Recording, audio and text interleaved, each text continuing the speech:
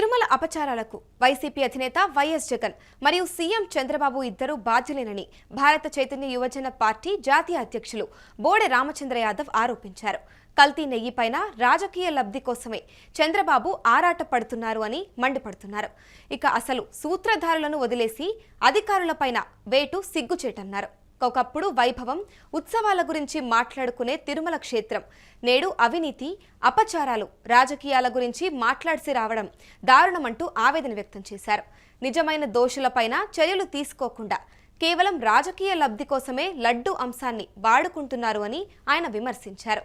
గత ప్రభుత్వంలో తిరుమలలో సర్వం తానై వ్యవహరించిన నాటి అదనపు ఈవో ధర్మారెడ్డి పాత్రపైన ఇప్పటి వరకు ఎందుకు విచారణ జరపలేదని రామచంద్ర యాదవ్ ప్రశ్నించారు. కల్తీ నెయ్యి వంటి అపచారాలు భవిష్యత్తులో పునరావృతం కాకుండా ఉండాలి అంటే టెండర్లు, కాంట్రాక్టులు కాదని టీటీడీ ఆధ్వర్యంలో సొంతంగా డైరీ ఫామ్ ఏర్పాటు చేయడమే ఏకైక శాశ్వత పరిష్కారమని రామచంద్ర యాదవ్ స్పష్టం చేశారు. తాను పుంగనూరు నుండి తిరుమలకు పాదయాత్ర చేసి మరీ ఈ విషయాన్ని ప్రభుత్వానికి సూచించానని గుర్తు చేశారు. టీటీడీ డైరీ ఏర్పాటుకు ముందుకు వస్తే దాతల సహకారంతో 1,00,000 గోవులను, తన సొంత 22 ఎకరాల మామిడి తోటను ఉచితంగా ఇస్తాను అని ప్రకటించినా ప్రభుత్వం నుండి కనీస స్పందన లేకపోవడం బాధాకరమంటూ రామచంద్ర యాదవ్ అన్నారు. ఈరోజు 2 ముఖ్యమైన అంశాల గురించి మాట్లాడడానికి మీ ముందుకు రావడం జరిగింది. అందులో ప్రధానంగా ఒకప్పుడు తిరుమల గురించి మాట్లాడాల్సి వస్తే కలియుగ దైవం వెంకటేశ్వర స్వామి యొక్క వైభవం కావచ్చు, స్వామివారికి జరిగే సేవల గురించి, ఉత్సవాల గురించి, బ్రహ్మోత్సవాల గురించి, ప్రతినిత్యం స్వామివారిని దర్శించుకోవడానికి వచ్చే లక్షలాది మంది భక్తులు, వారు సమర్పించే కానుకలు, ఇలాంటి అంశాల గురించి మాట్లాడే పరిస్థితి నుండి ఈరోజు తిరుమల అంటే అవినీతి గురించి, అపచారాల గురించి, రాజకీయాల గురించి, దోపిడీ గురించి, అనేక రకాలైన వివాదాస్పదమైన అంశాల గురించి మాట్లాడాల్సి రావడం అనేది నిజంగా చాలా దురదృష్టకరమైన అంశము. దీనికి సంబంధించి ప్రపంచవ్యాప్తంగా ఉన్న కోట్లాది మంది స్వామివారి భక్తులు, హిందువులు మనోవేదనకు గురవుతున్నారనేది వాస్తవము. సాక్షాత్తు ముఖ్యమంత్రి చంద్రబాబు నాయుడు గారు గత ప్రభుత్వ హయాంలో తిరుమలలో స్వామివారికి వినియోగించే నైవేద్యంలో వాడే నెయ్యిలో, అదేవిధంగా లడ్డూ ప్రసాదంలో వినియోగించే నెయ్యిలో కల్తీ జరిగింది, ఏదైతే నిషేధిత వస్తువులు ఉన్నాయో వాటిని కల్తీ నెయ్యిలో వాడారు, దానివల్ల అపచారం జరిగిందని చెప్పి ఒక తీవ్రమైన ఆరోపణ చేశారు.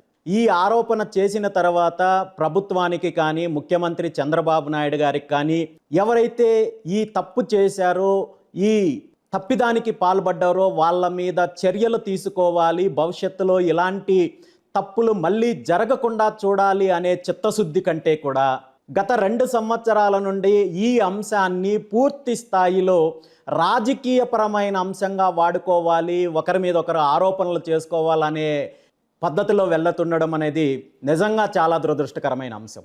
నిజంగా ప్రభుత్వానికి చిత్తశుద్ధి ఉంటే, ముఖ్యమంత్రి చంద్రబాబు నాయుడు గారికి చిత్తశుద్ధి ఉంటే, మీరు అధికారంలో ఉన్నారు, వ్యవస్థలు మీ చేతిలో ఉన్నాయి, గత జగన్మోహన్ రెడ్డి గారి ప్రభుత్వ హయాంలో అపచారం జరిగినట్టయితే, కల్తీ నెయ్యి వాడారని తేలినట్టయితే మీరు ఇప్పటి వరకు నేరుగా దీనికి బాధ్యులైన వాళ్ళపైన చర్యలు తీసుకోకుండా చిన్న చిన్న ఉద్యోగస్తులపైన లేదంటే అధికారులపైన ఏదో ఒక రకంగా ట్రాన్స్ఫర్ చేయించడమో మరో రకంగా తీసుకుంటున్నారు తప్ప దీని మీద నిజమైన చర్యలు తీసుకోవడానికి ముఖ్యమంత్రి చంద్రబాబు నాయుడు గారు ఎందుకు వెనకడుగు వేస్తున్నారు? 2019 నుండి 24 వరకు తిరుమలలో ప్రధానంగా జగన్మోహన్ రెడ్డి గారి ప్రభుత్వ హయాంలో అన్నీ తానై వ్యవహరించిన వ్యక్తి ఎవరైనా ఉన్నారు అంటే అప్పటి జేఈఓగా వ్యవహరించిన ధర్మారెడ్డి గారు. కానీ ఈ తతంగం ఇంత నడుస్తున్నప్పటికీ కూడా ఇప్పటి వరకు ప్రభుత్వం వైపు నుండి కానీ, లేదంటే ప్రభుత్వం నియమించిన సిట్ అధికారులు కానీ ఎక్కడ ఈ విషయంలో ధర్మారెడ్డి గారి పాత్ర ఉంది అని కానీ, లేదంటే ధర్మారెడ్డి గారి పైన ఎఫ్ఐఆర్ ఫైల్ చేయడం కానీ ఇలాంటి చర్యలు ఏవీ తీసుకోలేదు.